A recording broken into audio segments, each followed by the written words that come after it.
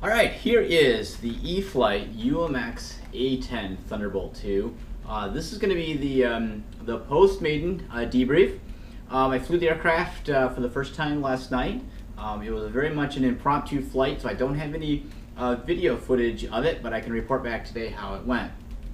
The only thing I've done to the aircraft since getting it out of the box is I painted the jet exhaust or the engine exhaust. A kind of a burnt metal color, and then painted the gun metal. Then added some additional high strength clear tape all on the top here, down the side, down the bottom, and of course on the other side, just to help strengthen it. I'm going to be flying this primarily from hand launching and belly landing only, so I know that the front is going to be really susceptible to damage.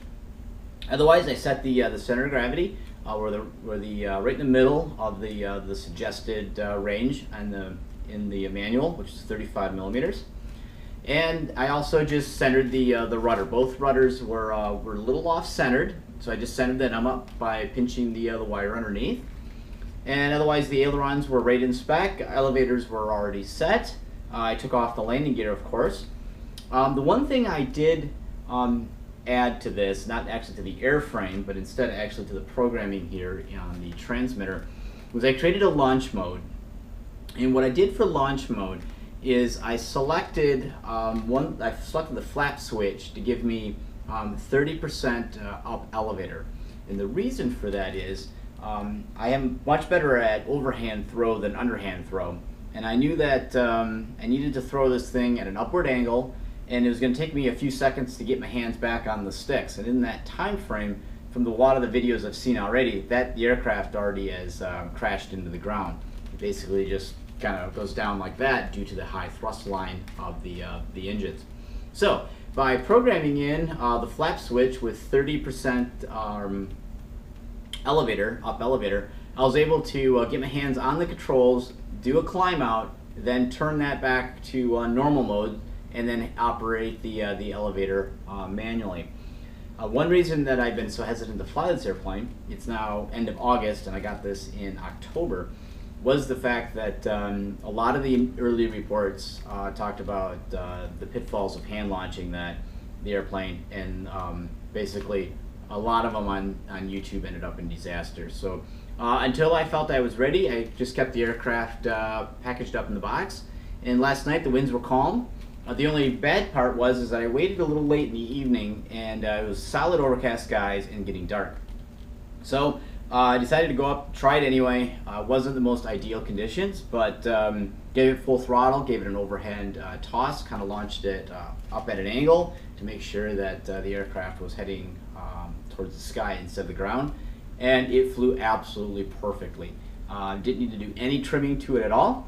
No bad behaviors at all. The aircraft felt extremely solid in the air. Did a couple passes with it. Actually ended up doing 3 flights with the aircraft. 3 belly landings, 3 hand launches, not a single problem at all. It was difficult to see the aircraft with the dark, solid overcast skies. That was definitely difficult. I wouldn't suggest doing your maiden flight with those conditions. Wait till you have a clear day. I think you'll find it even better. But that did not detract from the ability to fly the airplane. It just meant that I had to really pay attention to what was going on. But once again, the aircraft flew absolutely perfect. 75% throttle and above, the thing really screams, but it settles in pretty nice right around 50 to 60% throttle. The airplane seems to fly just very well and very stable. No problems coming in on landing. I set up for a pretty lengthy approach, cut the engine down to almost idle, and then just managed with a little bit of throttle and elevator, keeping the wings level. Dropped it right down on the grass, and then just made sure that it had a little bit of nose up attitude when it settled onto the grass, just to prevent any damage to the nose. And no damage whatsoever. The aircraft flew and looked absolutely outstanding. I've done 4 maiden flights this year already, and I would say that this one in the Park Zone Archer, which I already had flown another version of the Archer already. This one is by far, I think, the best one out of the box, out of all the E-Flite products I've flown this year already.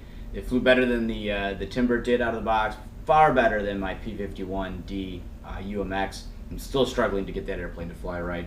No problem with the A-10 whatsoever. Throw it up in the air with launch mode.